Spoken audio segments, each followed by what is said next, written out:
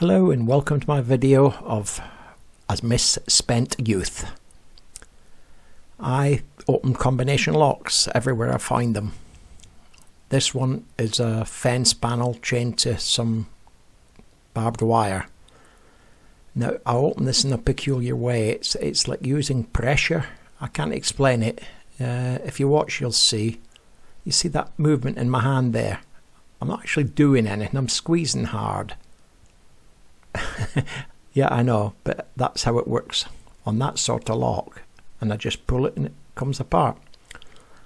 And then now I know what the combination is, I've got a spare lock. Simple. Yep. Anyway, this one, a bit more, because there's 4 numbers, it's got millions of combinations. But you can't see my left hand. It's sort of sensing what it's feeling. I can't explain it any more than that.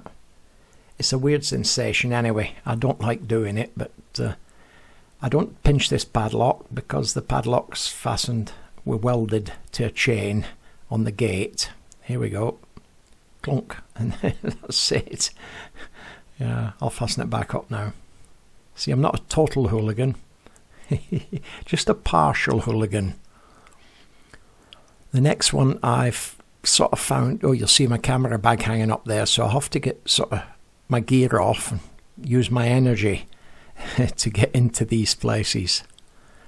Now my next one is a complicated lock as well. But it's not that complicated. You'll see I get my hand over it and I feel what movements the tumblers are doing. I can't see the numbers. They're completely shielded from me as well as you.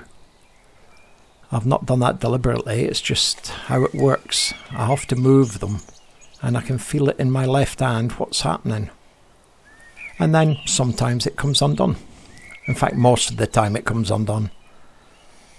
Anybody wants a safe opening, I'm your man. There you go. Another one. Another one bites the dust, as the song goes. So there you go. Outside, never mind. And that's it. Cheerio now.